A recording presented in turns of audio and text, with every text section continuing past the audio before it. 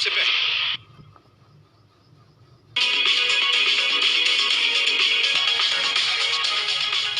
बिस्मिल्लाहिर्रहमानिर्रहीम। मैं हूँ आपका होस्ट माहिर आफ्ताब हुसैन। आज हम कोटा पास में पहुँचे हैं और यहाँ हम वाइटल ग्रुप के जो एग्रीकल्चर के चेयरमैन हैं मसूद ताहिर साहब, उनसे बात करेंगे कि उनका क्या लाहे अमल है, उनका सियासी कैरियर उन्होंने शुरू किया है उस हवाले से। तो मज़ीद काफ़ी सारी बातें होंगी, मज़ीद उनसे बात करते हैं कि उनका क्या कहना है। अस्सलाम वालेकुम। वालेकुम अस्सलाम जी, बड़ा शुक्रिया मार साहब, कैसर साहब, आप यहाँ पे आए और इसी तरह ही हमारे, क्योंकि हम बड़े बैकवर्ड इलाके में बैठे हैं, यहाँ पे हमारा दुख अगर हमने किसी को सुनाना है तो वो चैनल्स के ज़रिए ही, सोशल मीडिया के ज़रिए ही हम सुना सकते हैं। तो आपने सवाल किया कि हमने सियासी कैरियर का कुछ इस तरह था कि 2002 में हमने इलेक्शन में हिस्सा लिया, पहले इलेक्शन में वाइटल ग्रुप में। हमारे वाइटल ग्रुप के चेयरमैन हाजी यासीन साहब वो इंटरेस्टेड थे और सियासत करने की वजह अल्लाह की मखलूक की खिदमत थी। और हम देखते थे कि लोगों के साथ जो बड़े बड़े सियासतदान हैं, जो एक नामवर सियासतदान थे, जो एक टीम के साथ चल रहे थे, एक अगर पीरियड में एक बनता था तो दूसरे पीरियड में दूसरा बनता था और वो एक उनके गिर्द ही सियासत घूमती थी। तो हमने सोचा कि अगर ज़्यादा से ज़्यादा अल्लाह की मखलूक की खिदमत कर सकते हैं तो उसकी वजह सिर्फ ये है कि हम किसी न किसी तरीके से सियासत में इन हों, ताकि हमारे पास इख्तियारात हों और हम जिन लोगों पे जुल्म होते हैं उनको भी रोक सकें और जिनके साथ हमने फेवर कर रही हैं जिनको, और उनको हमें पता हो कि किस बंदे के साथ क्या हो रहा है। तो 2002 में पहला इलेक्शन लड़ा। मेरा भांजे हैं मियाँ गुलाम मुर्तज़ा साहब, वो MPA बने और अजाजुल हक साहब जेड लीग से MNA बने और फिर अजाज साहब उसी टेडोर में मिनिस्टर बने मजहबी अमूर के। और हमने 2002 से लेकर 2006 तक अल्लाह की मखलूक की खिदमत की और जहाँ तक हो सका हमने अपने इलाके को ओबलाइज किया। आइंदा बल्दियाती इलेक्शन आ रहे हैं, उसके हवाले से आपका क्या कहना है? आपने अपने कोई ज़ाती पैनल तश्कील दिए हैं जेड लीग से या यानी इंडिपेंडेंट? देखें, अभी तक मार साहब ये पता नहीं चला कि ये इलेक्शन जमाती हो रहे हैं या गैर जमाती हो रहे हैं। अगर जमाती होते हैं तब भी, गैर जमाती होते हैं तब भी। हमारा एक प्लेटफॉर्म है जेड लीग और हम ऐसे सियासतदान नहीं हैं जो टिपिकल सियासतदान होते हैं, आज मफाद की खातिर इस प्लेट पे, कल मफाद की खातिर उस प्लेट पे। तो हम अपने 2002 से जब स्टार्ट लिया तो हमने जनरल ज़ियाउल हक शहीद ग्रुप यानी जेड लीग से स्टार्ट लिया और अल्हम्दुलिल्लाह 18 साल हो गए हैं उसी प्लेटफॉर्म पे खड़े हैं और आज हम ये स्ट्रगल में हैं, हम ये कोशिश कर रहे हैं। और मेरे जो हमारे चेयरमैन हैं हाजी यासीन साहब, वो बुजुर्ग आदमी है, 74 उनकी एज है, इसके बावजूद भी वो तंजीम साजी कर रहे हैं कि वो सरप्रस्त आला है, वो चेयरमैन जेड लीग है और उन्होंने अब तंजीम साजी शुरू कर दी है। और हम इस जो जनरल इलेक्शन आएंगे उसमें आपको इंशाल्लाह अंदाज़ा होगा कि जेड लीग किस तरह उभर के सामने आती है इंशाल्लाह। अच्छा, मैं आपसे ये सवाल करना चाहता हूँ कि काफ़ी सारे MPAs MNAs सेलेक्ट हुए लेकिन आपके इलाका बहुत ही पसमानदा है, लोगों की हालत ज़ार है, इस हवाले से क्या कहेंगे? हाँ जी, बड़ा अच्छा सवाल है मार साहब आपका। देखें, ये एक सिस्टम चलता आ रहा था ना कि हम बैकवर्ड से बैकवर्ड होते जा रहे थे। उसकी वजह क्या है? उसकी वजह ये है कि जो बंदा सियासत करता है, जो बंदा कैंडिडेट बनता है, उसके ज़हन में एक टारगेट होता है। टारगेट ये होता है कि मैंने MPA बन के या MNA बन के मैंने लोगों की खिदमत नहीं करनी बल्कि कुछ गेन करना है। वो कोशिश उनकी ये थी कि हर बंदा इन्वेस्टर था, सियासत में इन्वेस्टर था। जो बंदा भी आया, मैंने जब से होश संभाली है, मैंने सियासत की है, सियासत में इन हुआ हूँ तो मैंने ये महसूस किया है कि हर बंदा इस इमेज से नहीं आता कि मैं जाके लोगों की खिदमत करूंगा, मैं अपने इलाके की खिदमत करूंगा, मैं अपने इलाके के लिए कुछ कर सकूंगा, मैं अपने इलाके के लिए कुछ करूंगा। सिर्फ एक ही चीज होती है हमारे साहब, आप ये बात आपने बड़ों से भी सुनी होगी, सियासत में जो इक्तदार का प्रोटोकॉल है, वो प्रोटोकॉल का नशा دنیا کے سب نشوں سے بڑھ کے ہے. اس نشے کو انجوائے کرنے کے لیے ہر بندہ ایم پی اے بنا ہے, ایم پی این اے بنا ہے. اگر عوام کی خدمت کے لیے بنتا تو آج ہماری حالت یہ نہ ہوتی. یعنی آپ کیا کہتے ہیں کہ جو بھی MPAs MNAs آئے اپنی ذاتی مفاد حاصل ذاتی مفاد پہ آئے ہیں, اور انہوں نے اگر 1 کروڑ روپیہ کسی الیکشن پہ خرچ کیا ہے, الیکشن کو جیتا ہے, اور اس نے اس کو ملٹیپلائی کر کے کوشش کی ہے کہ میرے الیکشن ٹینڈور میں جب میں اگر 4 سال ہوں, 3 سال ہوں, 2 سال ہوں, پتہ تو چلتا نہیں پاکستان میں کب حکومت بننی ہے, کب ٹوٹ جانی ہے. تو وہ اس کی کوشش ہوتی ہے فرسٹ پرائورٹی میں کہ میں وہ پیسے اکٹھے کر لوں جو میں نے لگائے ہیں, اور پلس میں جاؤں, میں منفی میں نہ جاؤں. اگر منفی میں گیا تو پھر فائدہ کیا الیکشن لڑنے. یعنی آپ کے مطابق جو ایم پی ایز بھی MNAs MPAs اگر الیکشن پہ خرچ کرتے ہیں تو وہ یعنی کاروبار business basically give and take business کرتے ہیں, اور وہ بزنس کے لیے ہی سیاست میں آتے ہیں, بزنس کے لیے سیاست کرتے ہیں. اور آپ دیکھ لیں کہ ابھی جو ہمارے, آپ پیچھے چلے جائیں 1980 سے شروع ہو جائیں, 1985 میں ضیاء الحق صاحب رہے تھے 88 تک. 88 کے بعد آپ دیکھ لیں جتنی دفعہ کوئی ایم بی اے بنا ہے, ایم این اے بنا ہے, اس کا سٹائل یہی رہا ہے کہ اس نے دیکھا ہے کہ میں نے خرچ کتنے کیے, میں نے لینے کتنے ہیں, میں نے گین کتنا کرنا ہے, ٹھیکے کتنے. اگر کوئی بندہ یہاں کے لیے کوئی روڈ لے کے آتا ہے تو وہ بھی حب علی میں نہیں ہوتا, بغض معاویہ میں ہوتا ہے کہ میں نے یہ اگر 5 کروڑ آ رہا ہے تو 5 کروڑ میں ایم پی اے کو بھی تو کچھ بچ رہا ہے نا, ایم پی اے کو بھی کچھ ارننگ آ رہی ہے. تو اس کے ذہن میں یہ ہوتا ہے اگر کام کا ہو تو پھر تو بہت کچھ کر سکتا ہے بندہ, کیونکہ ہمارے جذبات ہیں, ہمارے پاس کوالٹیز ہیں لوگوں کے اندر. ہم دیکھتے ہیں صبح اٹھ کے کہ یہاں پہ ہماری غربت کا کیا عالم ہے, ہماری روڈوں کا کیا حال ہے, ہمارے سیوریج کا کیا حال ہے, ہمارے علاقے میں یہاں غریب لوگوں کے ساتھ کیا ہو رہا ہے. یہاں ہمارے پاس کوئی اچھا ڈاکٹر نہیں ہے, اگر کوئی اچھا ڈاکٹر آتا ہے تو وہ اسے اگر وہ حصہ اپنے وہ مطلب کمیشن نہیں دیتا تو وہ ودن 2 منتھ 3 منتھ یہاں سے چلا جاتا ہے, اور جو کمیشن دیتا ہے وہ برے سے برا ہو وہ یہاں سے جاتا ہی نہیں ہے, وہ مطلب مسلط ہو جاتا ہے. اس کو میڈیسن کی ایک پیناڈول کی گولی لکھنی نہیں آتی اور وہ ایم ایس بن کے بیٹھا ہوتا ہے. اس کی وجہ کیا؟ اس کی وجہ اس کے پیچھے سب اپنا مفاد موجود ہے, علاقے کا مفاد. جب دیکھیں مار صاحب, جب ہم علاقے کا مفاد سوچیں گے تو ہمیں پھر اپنا کچھ نہ کچھ ضائع کرنا پڑے گا, ہمیں اپنا نقصان کرنا پڑے گا. ہم نے بڑوں سے سنا تھا چودھری بننا آسان کام نہیں ہے, چودھری بننے کے لیے اپنا گھر تباہ کرنا پڑتا ہے, تو پھر بندہ لوگوں میں چودھری بنتا ہے. یہاں ہم چودھری بھی کہلاتے ہیں اور لوگوں کی جیبیں بھی کاٹتے ہیں. یہی ہماری سب سے بڑی بدقسمتی ہے. آپ جو آئندہ الیکشنز آ رہے ہیں اس میں یعنی کس پارٹی یعنی کس سیاسی پارٹی سے کے پلیٹ فارم سے یعنی الیکشن کریں؟ دیکھیں جی, میں نے پہلے آپ کو عرض کی مار صاحب, ہماری ایک ہی جماعت ہے زیڈ لیگ, ہم اس پہ کھڑے ہیں اور مرنے تک کھڑے ہیں. ہم نے بڑوں سے یہی سیکھا ہے کہ کمٹمنٹ جو ہوتی ہے وہ کمٹمنٹ ہوتی ہے, کیونکہ ہم بیسیکلی بزنس مین لوگ ہیں. بزنس مین بندہ کمٹڈ ہوتا ہے, اور ہمارا مرنا جینا زیڈ لیگ کے ساتھ ہے, تو ہم اپنی پارٹی سے ہی لڑیں گے. اگر جماعتی الیکشن ہوئے تو زیڈ لیگ سے لڑیں گے, اگر پارٹی الیکشن نہیں ہوتے, غیر جماعتی ہوتے ہیں, تو پھر ہمارا جو گروپ ہے, نعمان صاحب ہیں یہاں پہ, اعجاز الحق صاحب ہیں, میں ہوں, اور ہمارے سب سے بڑے جو ہیں جنہوں نے جو ڈیسیژن میکر ہیں وہ حاجی یاسین صاحب ہیں, اور انہوں نے اور اعجاز الحق صاحب نے ڈیسیژن کرنا ہوتا ہے. تو ہم تو اس ایک ٹیم کے سپاہی ہیں, اس میں جن کو آرڈر آ جانا ہے کہ آپ نے یہ کرنا ہے ابھی تو دیٹس اٹ کرنا ہے. اور ہماری کامیابی کی وجہ بھی یہ ہے کہ ہم ایک پلان کے ساتھ, ایک گروپ کے ساتھ چلتے ہیں. کوئی بندہ حرف آخر نہیں ہے, کوئی ایک بندہ جو ہے وہ ڈیسیژن میکر نہیں ہے. یعنی آپ ان فیوچر یہ بھی دیکھتے ہیں کہ زیڈ لیگ کا کسی بڑی پارٹی کے ساتھ علاق ممکن ہے یا نہیں؟ سر یہ ضروری ہے, یا تو ہماری ایفرٹس اس لیول تک ہو کہ ہم اپنی جماعت کو اس لیول تک لے کے جائیں کہ ہمیں کسی پارٹی کی ضرورت نہ ہو. ورنہ ہم دیکھیں یہ جو پچھلا الیکشن, میں اسی کو ڈسکس کر لیتا ہوں, ہم پی ٹی آئی سے مل کے الیکشن لڑے, پی ٹی آئی نے ہمارے مقابلے میں بندہ کھڑا نہیں کیا, پی ٹی آئی نے کینڈیڈیٹس نہیں دی, ٹکٹ نہیں دی, تو ہم پی ٹی آئی سے مل کے لڑے. تو بدقسمتی کہ ہمارا پورا ڈسٹرکٹ ہی گڈنیپ ہو گیا. یہ ایک لمبی کہانی ہے, اس کو میں ڈسکس کرنا نہیں چاہتا ہوں.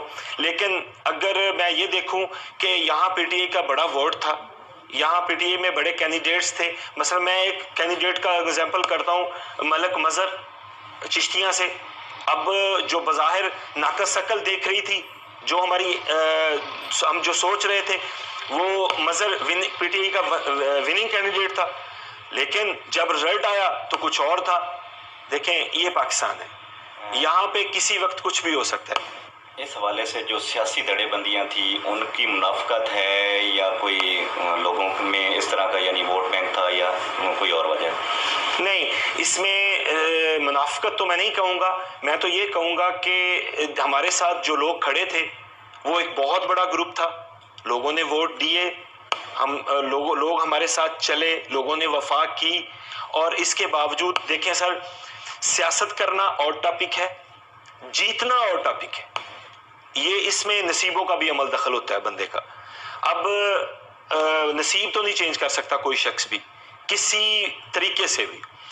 तो जो हमने अपनी एफर्ट्स पूरी की। नुमान साहब हमारे कैंडिडेट थे, एजाजुल हक साहब थे, दोनों ने इलेक्शन लूज किया, लेकिन हमारे साथ जो लोग खड़े थे उनकी मोहब्बत और उनकी जो वफा थी उसको चैलेंज नहीं करता हूँ, वो मौजूद थी। अब मार साहब देखें, आप मुझे वोट दे रहे हैं, मैं इलेक्शन में कैंडिडेट हूँ, आप मुझे वोट दे रहे हैं, तो आपने तो वोट दिया। अब जीतना हारना ये तो अल्लाह के इख्तियार में है। इसमें मैं ये नहीं कह सकता हूँ कि लोगों ने हमें हराया, नहीं, लोगों ने हमें वोट दिए, लोगों ने हमें सपोर्ट किया, लोग हमारे साथ खड़े हुए। और मैं इन सारी टीम में मैं वाहद खुशकिस्मत इंसान हूँ जिनके लिए लोग मरने मिटने के लिए भी तैयार हैं। ये उनकी मोहब्बत है। तो मैं अप्रिशिएट करता हूँ अपने इलाके के वो उन लोगों का जो हमारे साथ चले और जिन्होंने हमें वोट दिया। अब जीतना तो उनके बस से, जिताना तो उनके बस में नहीं था, तो जीतना हमारे बस में भी नहीं था। ये सारे मामलात अल्लाह के इख्तियार में थे। तो ये तो एक रीत है, कभी कोई जीतता है, कभी कोई हारता है, कभी कोई आता है, कभी कोई जाता है। ये तो निज़ाम कुदरत है।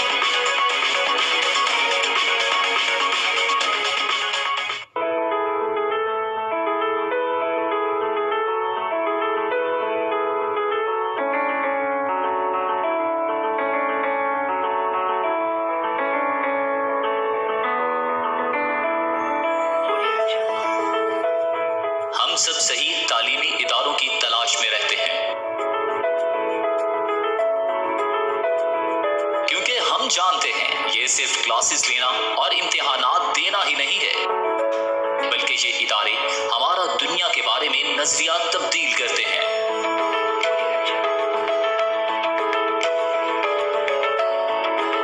लीड्स यूनिवर्सिटी वही जगह है जहां पर आप अपनी शख्सियत को मजीद निखार सकते हैं।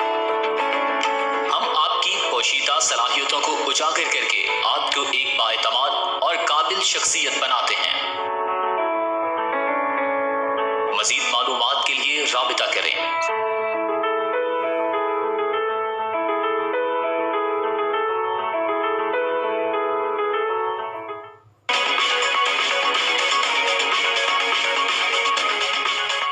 एक सवाल करना चाहूँगा कि PTI रहनुमाएं शौकत वसरा के वाइटल ग्रुप के खिलाफ काफ़ी सारे प्रोपेगेंडे कर रहे हैं, उस हवाले से क्या कहें? देखिए मार साहब, वो हमारा मुखालिफ है, मैं उससे सियासी मुखालिफ भी नहीं कहूँगा, पर्सनैलिटी क्लैश है हमारा उसके साथ।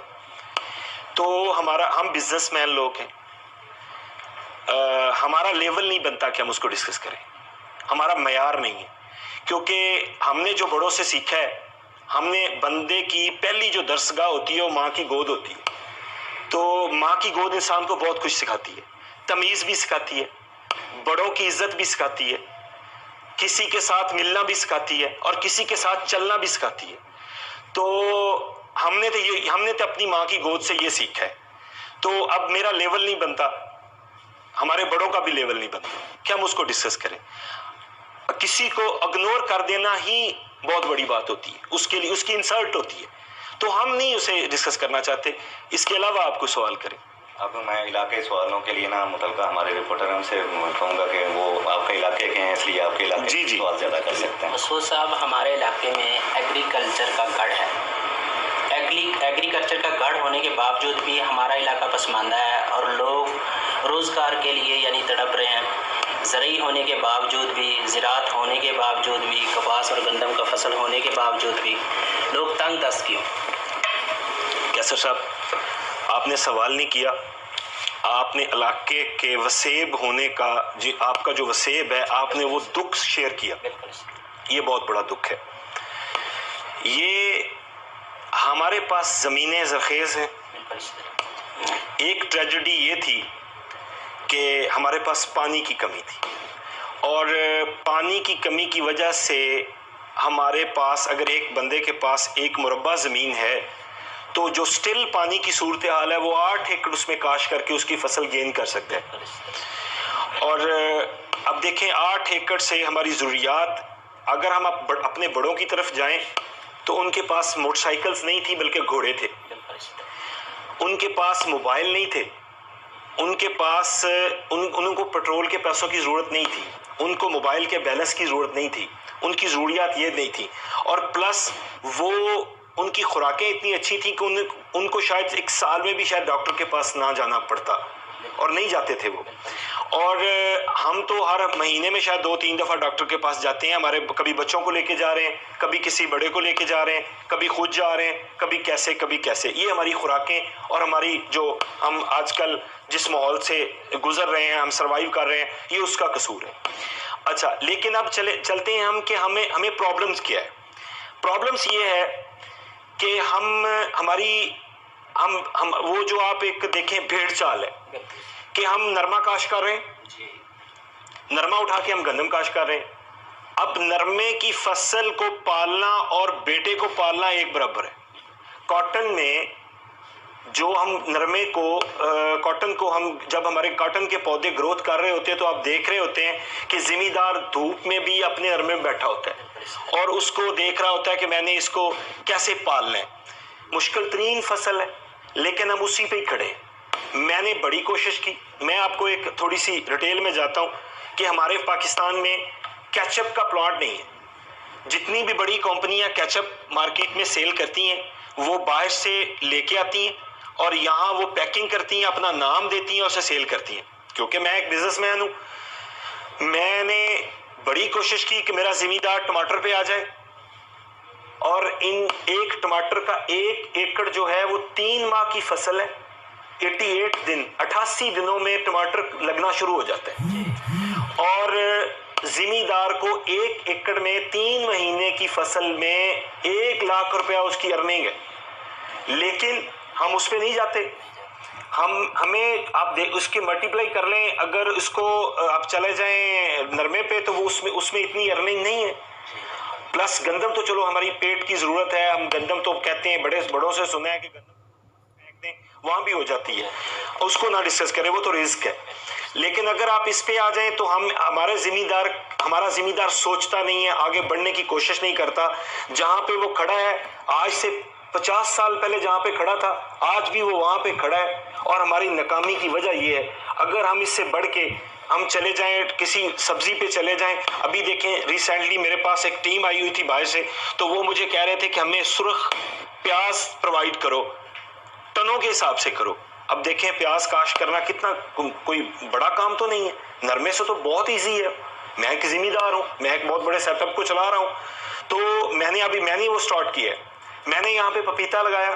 میرے یہاں پہ اینکر ہیں ندیم صاحب، نوید صاحب، میں نے ان کو لے کے گیا ہوں. میں نے ان کو جا کے خلیل صاحب ہیں، میں نے ان کو لے کے گیا ہوں. میں نے ان کو پپیتا دکھایا ہے میرے لگا ہوا ہے. لیکن ہوا کیا، 4 ایکڑ پپیتا تھا، ریڈ پپیتا تھا، ہائیبریڈ، اتنا ٹیسٹی پپیتا تھا. اندر سے وہ ریڈ تھا. آپ نے حالانکہ ریڈ پپیتا اندر سے نہیں دیکھا ہوگا، ٹیسٹی تھا. لیکن جب اسے مارکیٹ میں بھیجا تو اس کا کوئی ریٹ نہیں، اس کی کوئی ارننگ نہیں. تو پھر میں نے یہ سوچا کہ یار اس کو تو فیملی میں ہی بانٹ دیا جائے تو سو بیٹر. اس سے بہتر ہے کہ اس کو جب مارکیٹ نہیں، کیونکہ دیکھیں منڈی بہت دور ہے. ہم فروٹ پہ جا سکتے ہیں، ہم سبزیوں پہ جا سکتے ہیں، ہم کوئی ایسی سبزی کاشت کر سکتے ہیں جس سے ہماری ارننگ زیادہ ہوگی.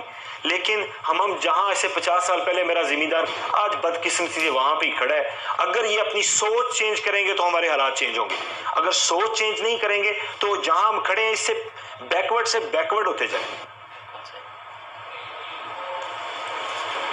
وائٹل گروپ آف کمپنیز نے تقریباً لگ بھگ 5,000 एकड़ खरीद किया है रकबा इधर। जी जी। क्या उसमें टोटल ज़राअत का काम ही होगा या दीगर प्रोजेक्ट भी लगेंगे? नहीं जी, उसमें मैं ज़राअत का ही फ़िलहाल तो ज़राअत का ही हो रहा है, लेकिन मैं उस पर ज़ैतून पे जा रहा हूँ। सही। एक बहुत बड़ा मैंने एक्सपीरियंस किया है। मैंने ज़ैतून पेशावर से लेके आया हूँ, वहाँ बागात हैं ज़ैतून के, तो मैं वहाँ से लेके आया हूँ, मैंने किया है। उसके बाद मैं प्याज पे जा रहा हूँ, रेड प्याज पे जा रहा हूँ मैं। इस पे मैंने पिछली दफ़ा मैंने गंदम ऑस्ट्रेलिया से इंपोर्ट करके मैंने एक बीज काश्त किया था, उसकी मैंने यूट्यूब पे मेरी वो चली भी थी, तो मैंने वो उसको मतलब गंदम अब मैं इस दफ़ा वो प्रॉपर उसको काश्त करूँगा, तो उसकी एवरेज 100 से अबव आएगी इंशाल्लाह। मेरे पास बीज मौजूद है, तो मैंने दोस्तों को गिफ्ट भी कर रहा हूँ, क्योंकि मेरा कुछ उस बीज को सेल करने का मूड नहीं था। मैंने देखें इसमें ये दुख है जो हमारी वसेब का दुख है कि अगर मैं अपने लोगों को ये बीज फ्री ऑफ कॉस्ट एकड़ एकड़ का दूंगा, तो जिस तरह के आप में से लेके जाते हैं 1 एकड़ का बीज, तो आप काश्त करते हैं, तो आपके पास नेक्स्ट 120 मन गंदम होगी, तो आप उसको स्टोर करेंगे, फिर आप किसी और को देंगे, तो इस तरह ही सिस्टम डेवलप होता है। तो मैं किसी को मैंने जवाब नहीं दिया। जो शख्स मेरे पास आता है, अगर मैं ज़्यादा उसे प्रोवाइड नहीं कर सकता हूँ, तो मैं कम से कम उसे 1 एकड़ का बीज ज़रूर देता हूँ, और वो उसे काश्त करेगा इंशाल्लाह। तो अगले साल इंशाल्लाह आपको अंदाज़ा होगा कि यहाँ पे नेक्स्ट जब गंदम आएगी, ज़िंदगी रहे आपकी भी मेरी भी, हम देखना अगर नसीब हुआ तो मैं आपको दिखाऊंगा इंशाल्लाह कि उसकी बहुत अच्छी आउटपुट आएगी। तो इस तरह जो देखें, जो कौमें रिसर्च करती हैं, जो कौमें आगे बढ़ने की कोशिश करती हैं, वो कौमें ही तरक्की करती हैं। और जहां हम खड़े हैं, अगर वहां ही खड़े रहेंगे तो फिर दुनिया तो हमसे आगे निकल जाएगी, और निकल भी गई है। हम तो बहुत पीछे हैं। वाइटल ग्रुप फलाही कामों में किस हद तक यानी कि काम कर रहे हैं इधर, और नेक्स्ट जो फलाही काम करने हैं वो कौन सी काम करने हैं, किन की तरफ रुझान है? कैसर साहब, उसमें ये है कि हमारे जो कंपनी के सबसे बड़े हैं वो हाजी सईद साहब हैं। तो फ्लाई काम जितने हैं हमारे, वो हाजी सईद साहब खुद करते हैं, और हमारी ये खुश नसीबी है कि वो अपने हाथ से करते हैं।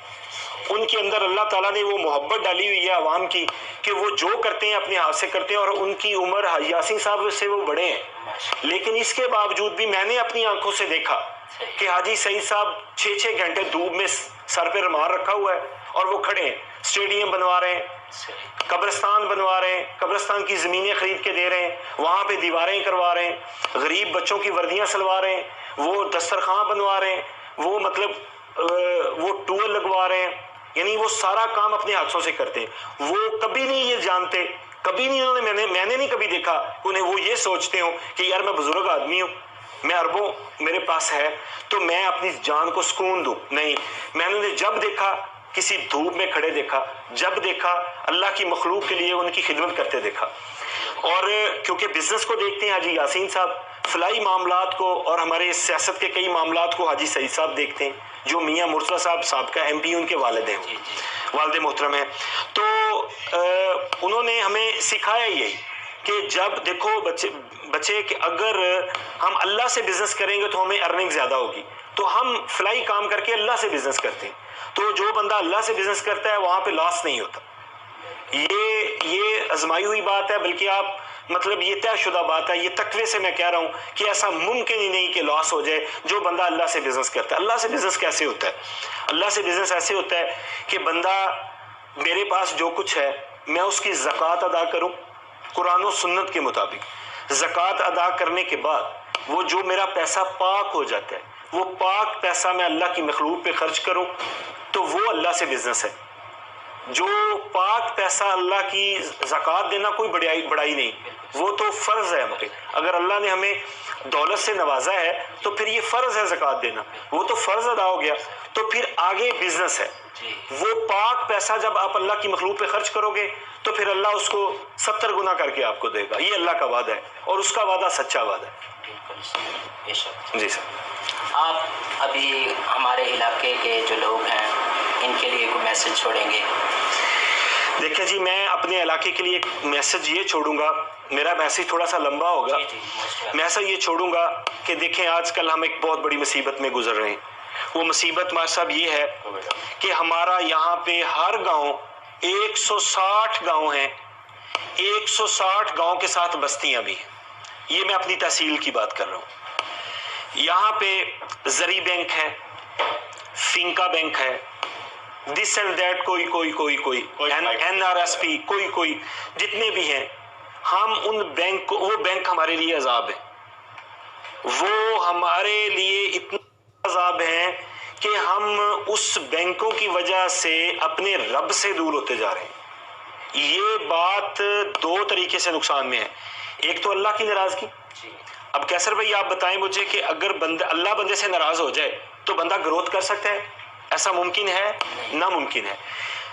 नंबर एक ये है कि हमारे गांव के 160 गांव से मैं चैलेंज करता हूं, मुझे एक गांव में सिर्फ 50 बंदे ऐसे ढूंढ दो जो बैंक लोनिंग में ना फंसे हो, और जब बैंक लोन आपने ले लिया, जमीन आपकी प्लज हो गई, हराम आपके घर आ गया, सूद आपने देना शुरू कर दिया, उससे ये होगा कि आज मैं 10,000 का मकरूज हूं बैंक का, अगले 6 माह के बाद मैं 20,000 का हो जाऊंगा, अगले 6 माह के बाद मैं 50,000 का हो जाऊंगा। एक वक्त वो आता है कि बच्चों की प्रॉपर्टी बिक के या जेल देखने के बाद बंदा अपनी जमीन बेच के जान छुड़वाता है, प्रॉपर्टी बिक जाती है, बच्चे बेचारे मजदूरियों पे आ जाते हैं। तो उससे ये सारा कुछ करने के बाद उस बंदे के अंदर एहसास पैदा नहीं होता कि यार मैंने गलती किस जगह पे की है। खुदारा ये मेरा पैगाम लोगों तक अगर पहुंच गया और किसी एक बंदे ने मेरी इस बात पे अमल कर लिया, तो ये मेरा ख्याल है अगर एक बंदा भी कर लिया तो उस एक को देखकर दूसरा और दूसरे को तीसरा, अगर हम इस मुसीबत से निकलते हैं तो हमसे स्टैब्लिश कोई नहीं है। वो मुसीबत ये है हम बैंक लोन से बचें, ये मेरा पैगाम है कि बैंक लोन से बचें। अगर इस वक्त कोई बंदा बैंक लोन में फंसा हुआ है तो वो इब्तिदा में ही अपना 1 एकड़ 2 एकड़ बेच के बैंक क्लियर कर दे और अल्लाह को अपना राज़िक समझ ले, अपना तकवा मजबूत कर ले। तो खुदारा मैं देखता हूं कि क्या हमारा इलाका, हमारे गांव, हमारा शहर स्टेब्लिश होता है या नहीं होता। इसका एक ही हल है कि बैंक लोनिंग से बच जाएं, हराम से बच जाएं, गुनाह से बच जाएं, तो अल्लाह की नाराजगी से बच जाएं। जब अल्लाह राजी हो जाएगा तो मामला हमारे सारे सीधे हो जाएंगे। जब हम आपके ना वाइटल ग्रुप की प्रोडक्ट्स की बात करेंगे तो आपकी कौन कौन सी प्रोडक्ट्स चल रही हैं और कौन सी नई लॉन्चिंग आ रही है? जी सर, वाइटल ग्रुप इस वक्त जो हम 1992 में वाइटल ने अपने बिजनेस की इब्तिदा की थी, 1992 अप्रैल 1992। वाइटल सन 1998 5 फरवरी 1998 को वाइटल ने अपना पहला कंटेनर चाय का इंपोर्ट किया था, और ये अब अल्हम्दुलिल्लाह पाकिस्तान के हम दूसरे बड़े इंपोर्टर हैं चाय की दुनिया में। और इसके बाद फिर हमने वाइटल सोप को लॉन्च किया।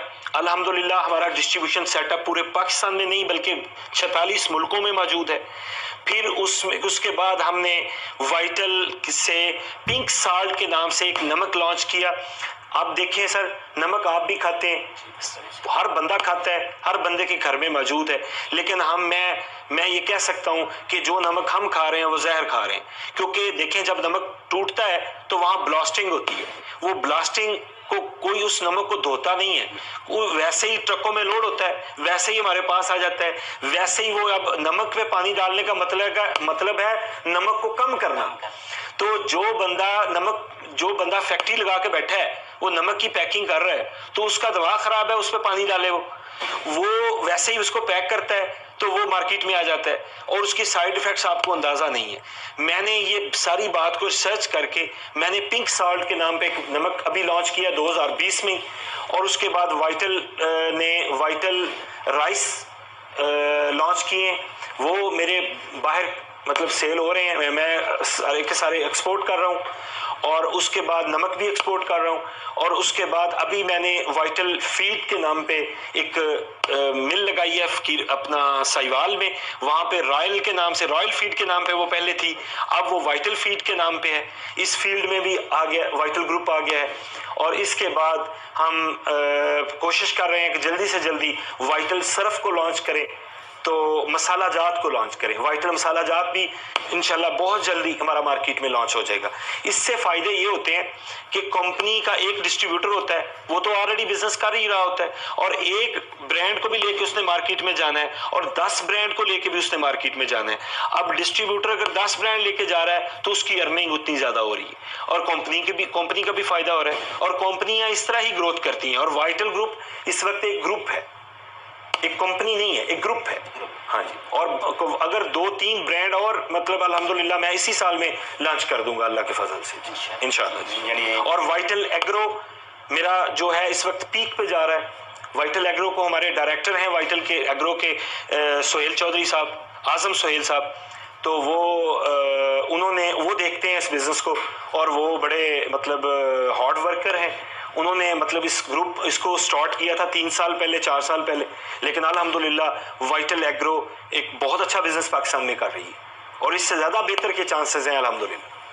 یعنی وائٹل گروپ کا جو بزنس ہے وہ کس حد تک ترقی پذیر ہے, اس میں اس پورے یعنی اس میں محنت میں کس کا مین کردار ہے؟ سر دیکھیں, اس میں کردار تو ہمارے بڑوں کا ہی ہے. ہمارے حاجی سعید صاحب ہیں, حاجی یاسین صاحب ہیں, جو چیئرمین وائٹل گروپ ہیں وہ حاجی یاسین صاحب ہیں. تو حاجی سعید صاحب کیونکہ ان سے بڑے ہیں, وہ دونوں بھائی ہیں, وہ بڑے ہیں وہ چھوٹے ہیں, وہ دونوں شیئر کر کے ہی اپنے معاملات کو دیکھ کر چلتے ہیں. اور یہ ان کا ہی کمال ہے, ان کی ہی محنت ہے, ان کی ہی سٹرگل ہے. ہمیں تو سارا کچھ ملا, جو بنا ہوا تھا وہ ملا ہے.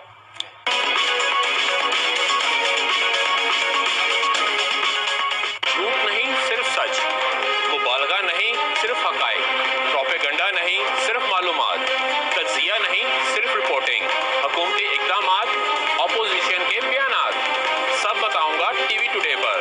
میں ہوں شعیب ہاشمی, خبر سب سے پہلے. ٹی وی ٹوڈے, خبر سب سے پہلے.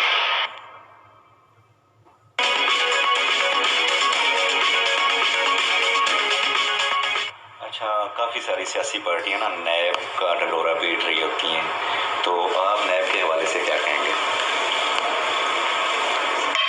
سر دیکھیں, جو بندہ جرم کرتا ہے, گناہ کرتا ہے, اسے اس کی فکر ہوتی ہے کہ میں نے کچھ کیا ہے, مجھے اس کا کچھ نہ کچھ بھوگنا پڑے گا. ہم نے 26 جولائی 2019 کو مجھے نیب کا پہلا نوٹس آیا تھا. کسی شخص نے ہمارے خلاف ایسے ہی گمنام اپلیکیشن موو کی تھی. تو ہم سے نیب نے جو مانگتے گئے, ہمارے آئی او نیب کے اور ہمارے ڈائریکٹر صاحبان نیب کے, جو ہم سے مانگتے گئے ہم انہیں پرووائڈ کرتے گئے. ڈر نہیں تھا, خوف نہیں تھا, کیونکہ ہم گلٹی نہیں تھے, ہم نے کوئی فراڈ نہیں کیا تھا. ہم پاکستان کے ٹیکس گزار کی جو اگر لسٹ آئے تو اس میں 27واں بڑا نام ہمارا ہے ٹیکس دینے کا. 27ویں نمبر پہ ہم کھڑے ہیں, وائٹل گروپ کھڑا ہے. تو ہم نے نیب کو جو انہوں نے ہمیں جو ڈیمانڈز کی, ہم نے انہیں وہ ڈاکومنٹس پرووائڈ کیے. جو انہوں نے بینکوں کے ہماری اسٹیٹمنٹیں منگوائیں, انہوں نے ہم سے جو مانگا ہم نے پرووائڈ کیا. ہمیں نیب نے کچھ نہیں کہا, ہمیں نیب نے آج تک پوچھا نہیں کہ آپ کدھر پھر رہے ہو, کیا کر رہے ہو. جو انہیں ضرورت ہوتی ہے ہم پرووائڈ کر دیتے ہیں. پھر ہماری وہ فائل یہاں سے کلوز ہو کے ہم اس میں سرخرو ہوئے الحمدللہ, اور پھر وہ فائل ہماری چلی گئی چیئرمین صاحب کے پاس اسلام آباد. تو وہاں پہ چیئرمین صاحب نے اس پہ JIT بنا دی, تو کوئی ٹینشن نہیں تھی. یہ ٹینشن سر ان لوگوں کو ہوتی ہے جن لوگوں نے فراڈ کیے ہوتے ہیں, جن لوگوں نے ملک کا مال لوٹا ہوتا ہے, جن لوگوں نے حرام کھایا ہوتا ہے, ان کو لوگوں کی ٹینشن ہے. ہمارے لیے کوئی ٹینشن نہیں ہے, ہمیں کوئی کفت نہیں ہے, نہ ہمیں نیب نے کفت دی ہے, نہ ہمیں ٹارچر کیا ہے, نہ ہمیں کفت دی ہے, نہ ہمیں وہ نیب کوئی ایسا, وہ بھی ہم ہی لوگوں میں سے ہی ہیں, اسی معاشرے کا حصہ ہے نیب.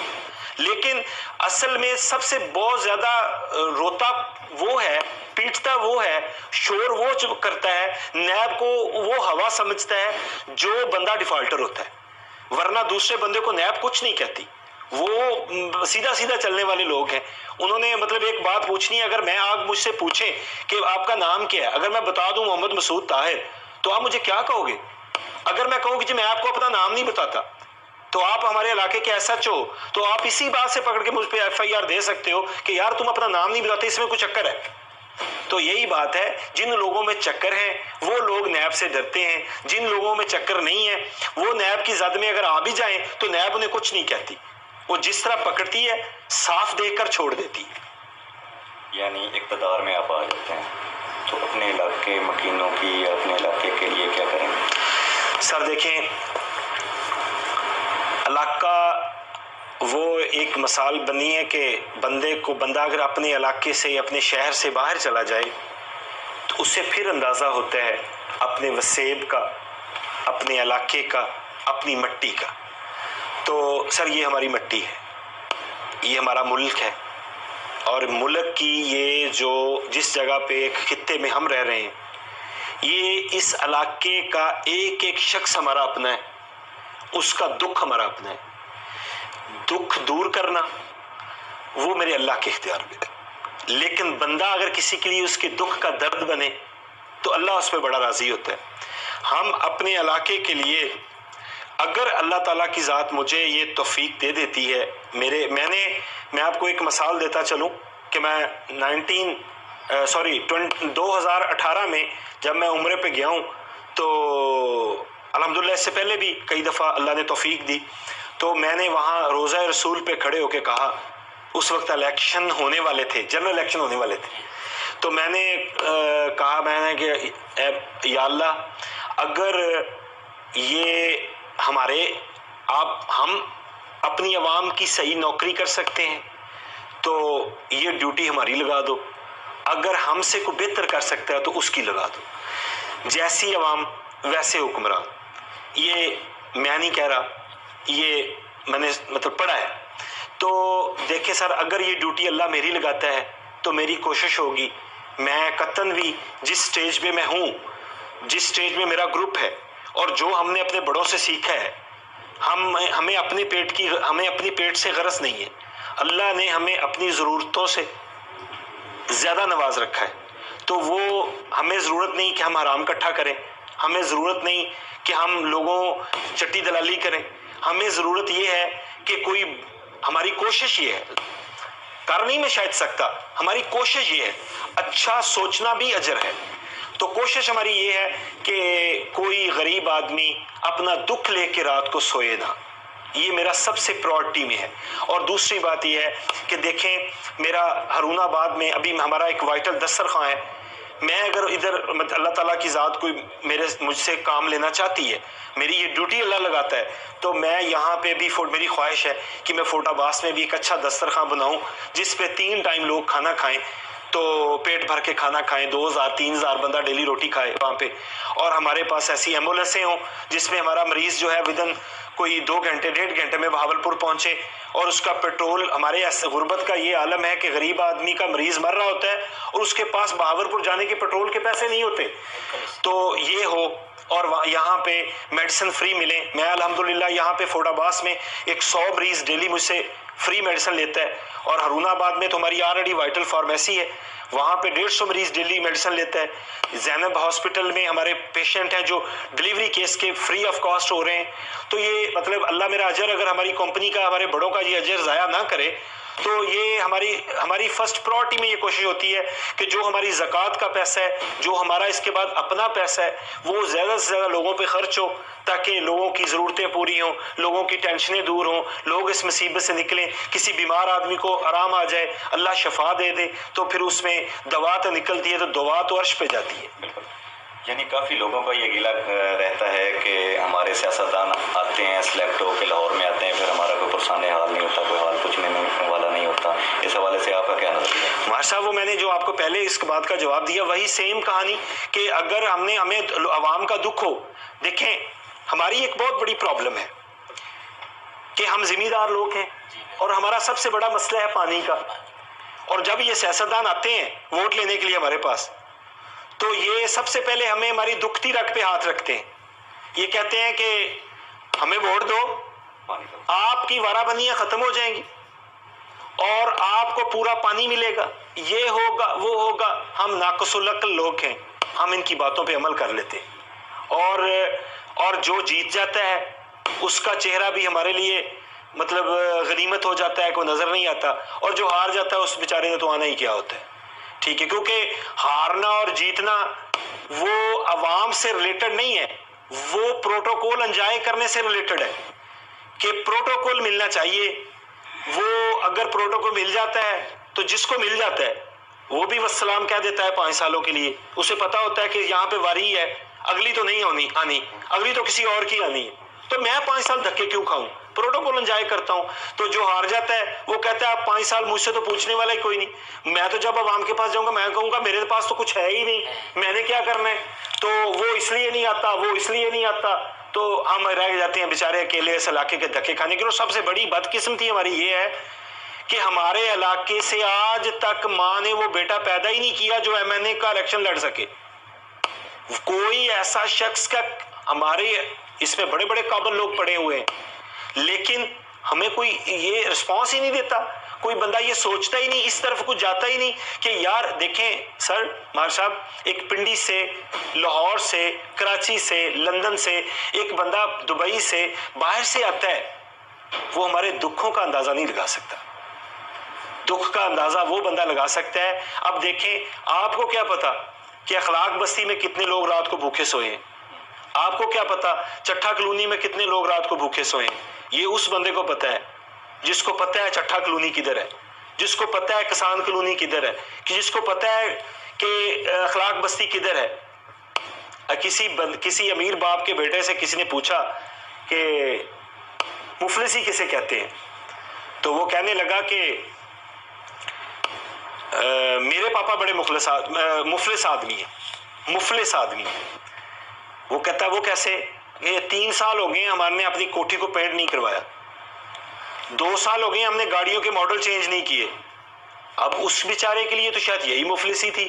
اگر مفلسی کو دیکھنی ہے تو وہ بندہ یہاں میرے پاس آئے، میں اسے دکھاؤں کسان کلونی میں مفلسی کا کیا عالم ہے، میں دکھاتا ہوں یہاں غربت کا کیا عالم ہے، میں دکھاتا ہوں کہ یہاں لوگوں کے پاس ایک گولی پیناڈول خریدنے کے لیے پیسے نہیں ہیں اور وہ بیچارے مر رہے ہیں، یہ مفلسی ہے۔ اور اس دکھ کو سمجھتا وہی ہے جو محسوس کرتا ہے، جس کو دکھ محسوس ہوتا ہے وہ اس کو یہ پتا ہوتا ہے کہ کہاں پہ کیا ہو رہا ہے۔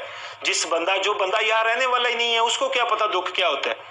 اب دیکھیں اب چالی ولر کو جاتے ہوئے رستے میں روڈ کا کیا عالم ہے۔ اب مجھے کوئی جیتا ہوا MNA یا کوئی ہارا ہوا MNA مجھے بتائے کہ فوٹا باز سے چالی ولر کتنے کلومیٹر ہے، میں بتاتا ہوں کہ ہماری جو روڈ ٹوٹی ہوئی ہے وہ کتنے کلومیٹر ہے، میں بتاتا ہوں، اور یہ بھی بتاتا ہوں کہ اس میں کھڈے کہاں پہ ہیں، کتنے کیا حالات ہوتی ہے گاڑیوں کی وہاں جاتے ہوئے۔ تو ہم تو بڑی گاڑیوں پہ ہوتے ہیں، ہمیں تو شاید کم فیل ہوتے ہوں گے، جو بندہ موٹر سائیکل پہ جاتا ہوگا اس کی کنڈیشن کیا ہوتی ہوگی، جو بندہ سائیکل پہ جاتا ہوگا اس کی کنڈیشن کیا ہوتی ہوگی۔ سر یہ بہت بڑا دکھ ہے، یہ دکھ محسوس کرنے سے محسوس ہوتا ہے۔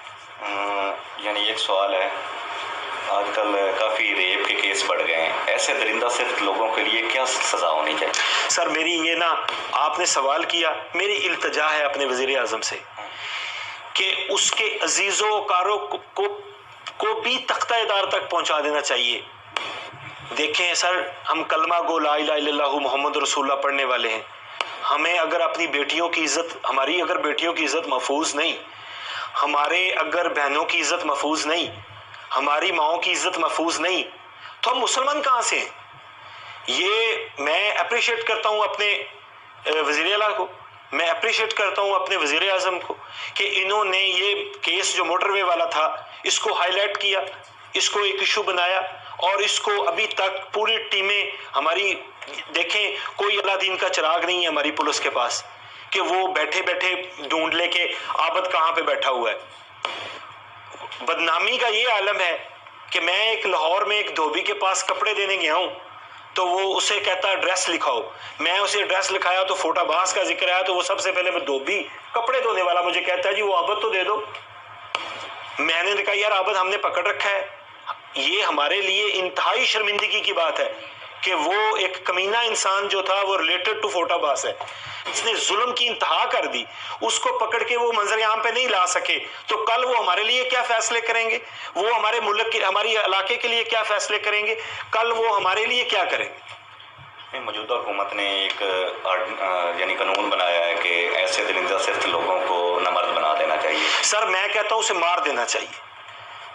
نامرد بنا دینا بھی مارنے کے مترادف ہی ہے، لیکن میں کہتا ہوں اسے اس کے انجام تک پہنچا دینا، اسے مار دینا چاہیے کہ تاکہ اس کو، اور مارنا بھی ویسے چاہیے جیسے ضیاء الحق صاحب کی ایک کہانی آپ کو یاد ہوگی. میں سوال کرنا چاہ رہا تھا کہ ان کو سرے عام پھانسی دینا، سرے عام سنسار کر دینا چاہیے. اور ان کو ایک اگر ایسے 2 واقعہ ہو جاتے ہیں تو میں دعوے سے کہتا ہوں اپنے وزیر اعظم کو کہ دوبارہ آپ کو اس ملک میں کوئی کمینگی نظر نہیں آئے گی. اگر ایسے 2 واقعہ ہو جاتے ہیں کہ اگر آبد اللہ کرے میری فورسیں ان کو ڈھونڈ لیں، اللہ کرے کہ اللہ ان کو کامیاب کرے، وہ لگے ہوئے ہیں پیچھے، ہماری CTD لگی ہوئی ہے، ہماری IB لگی ہوئی ہے، ہماری ISI لگی ہوئی ہے، ہماری FIU لگی ہوئی ہے، ہماری پنجاب پولیس لگی ہوئی ہے. کوئی ایجنسی ایسی نہیں جو بیک پہ ہے. ہر بندہ اپنی جگہ پہ ایفرٹ کر رہا ہے، لیکن یہ ایفرٹ میں اگر وہ کامیاب ہو جاتے ہیں تو اس آبد کو تختہ دار تک پہنچا دینا چاہیے، اور اس کے ساتھ ریلیٹڈ لوگوں کو بھی تختہ دار تک پہنچا دینا چاہیے، تاکہ یہ ایک مثال بن جائے اور دوبارہ بندہ ایسی حرکت کرتے ہوئے کام پہ سوچے کہ میں کیا کرا اور میرے ساتھ ہوگا کیا. اچھا، اب یعنی کشمیر کے مسلمانوں پہ ظلم ہو رہا ہے تو اس حوالے سے آپ کیا کہیں؟ سر یہ تو انٹرنیشنل لیول کی کہانی ہے. آپ اپنے بتاتا ہوں سر، بتاتا ہوں جی. خیالات کا اظہار، اس میں کوئی بھی مسلمان کلمہ گو خیالات کشمیر کے بارے میں کیا کرے گا یہ تو آپ کو اندازہ ہے، اور میرے بھی وہی خیالات ہیں کہ ظلم کی انتہا ہے. لیکن میرے خیالات جو 27 فروری کو تھے وہ کوئی اور تھے، لیکن آج وہ نہیں دن رہا. 27 فروری کو میرے خیالات یہ تھے کہ ہمیں انڈیا پہ دعویٰ بول دینا چاہیے، یا کشمیر ملے گا یا ہم نہیں یا وہ نہیں. ٹھیک ہے، تو ڈو اینڈ ڈائی پہ تو زندگی کا سسٹم چلانا چاہیے بندے کو، یا میں نہیں یا وہ نہیں. ٹھیک ہے، کیونکہ ہمیں دیکھیں، ہمیں ایک بینیفٹ ہے سر. بینیفٹ یہ ہے کہ اگر میں زندہ ہوں تو میں کلمہ گو ہوں، میں غازی ہوں. ٹھیک، اگر میں شہید ہو جاتا ہوں تو مجھ سے بڑا رتبہ کسی کا نہیں ہے. ٹھیک ہے، یہ بینیفٹ کلمہ گو کے علاوہ کسی اور کو ہے نہیں ہے. تو کلمہ گو کو یہ بینیفٹ ہے، اور ہم کلمہ گو ہیں.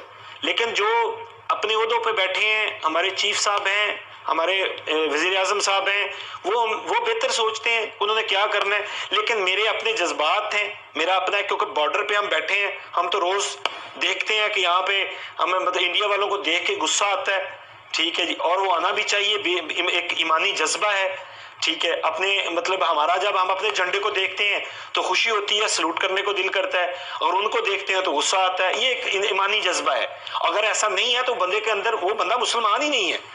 ٹھیک ہے، یہ ہمارا خطہ ہے، ہمارا ملک ہے، اس کی خاطر ہماری جان بھی قربان ہے. لیکن کشمیر ہمارا حصہ ہے، آج نہیں ہمارے پاس تو کبھی انشاءاللہ ہمارے پاس ہوگا، اور وہ دن دور نہیں کہ جب کشمیر ہمارا ہوگا انشاءاللہ. آپ سے میں یہ سوال کرنا چاہوں گا کہ جو سابقہ حکومت تھی اور موجودہ حکومت، ان میں خارجہ پالیسی کن کی اچھی؟ خارجہ پالیسی میں سمجھتا ہوں ہماری موجودہ حکومت کی خارجہ پالیسی اچھی ہے، لیکن دیر آئے درست آئے. آہستہ آہستہ ٹائم لگے گا، مدت لگے گی، لیکن میں سمجھتا ہوں پہلے سے بہتر ہوگا، اور بہتر ہو رہا ہے، اور اللہ کرے کہ بہتر ہو. لیکن اب مجھے نظر آ رہا ہے، دیکھیں ڈالر بھی کوئی تھوڑا سا نیچے آیا ہے، اور اسی طرح پیٹرول کی قیمت بھی، ڈیزل کی قیمت بھی کم ہوئی ہے. اب آہستہ آہستہ دیکھیں سر، کسی سسٹم کو بھی چلانے میں ٹائم لگتا ہے. اب ایک ٹائم پیریڈ ختم ہو گیا ہے، اب بہتری کی طرف جانا شروع ہو گیا ہے. میں امید رکھتا ہوں اللہ سے بھی اور اپنی اس حکمرانوں سے بھی کہ خدارا اب بس ہو گئی ہے. اب اگر ہم بہتری کی طرف اگر ہم کوشش نہیں کریں گے، اپنے پیٹ کی طرف دیکھیں گے تو پھر ہمارا اینڈ ہے. اگر ہم اپنے پیٹ کی طرف نہیں دیکھیں گے، بہتری کی طرف دیکھیں گے، ملک کو بہتری طرف لے کے جانا ہے، تو پھر الحمدللہ پھر کامیابی ہم سے دور نہیں ہے. آخری سوال، اپنے حلقے کی عوام اور ملکی عوام کے لیے کوئی خصوصی میسج؟ سر میری بس ایک ہی التجا ہے اپنی عوام کے لیے کہ وہ اپنے ملک سے پیار کریں، اور اپنے دکھ کو اکیلا دکھ نہ سمجھیں، بلکہ یہ اپنا دکھ پوری ملک کا دکھ تصور کریں اور مل جل کے رہیں اور اس ملک کو محنت کر کے اس ملک ہے تو ہم ہیں، ملک ہے تو ہماری عزتیں ہیں، ملک ہے تو ہمارا سارا کچھ ہے. ہم اپنے ملک سے پیار کریں اور پیار کرنا صرف زبانی کلامی نہیں، پیار کرنے کا مطلب یہ ہے کہ ہم ہر شخص اپنے کندھوں پہ ذمہ داریاں سمجھتے ہوئے ایفرٹ کرے کہ ہم نے ترقی کی طرف جانا ہے. تو میرا خیال ہے ہم لوگوں میں اتنا ٹیلنٹ موجود ہے کہ ہم کوئی ملک کوئی عوام ہم سے زیادہ ٹیلنٹ نہیں رکھتی. بہت شکریہ آپ کا. Thank you. جی ناظرین، آپ نے چودھری مسعود طاہر صاحب کی باتیں سنی جو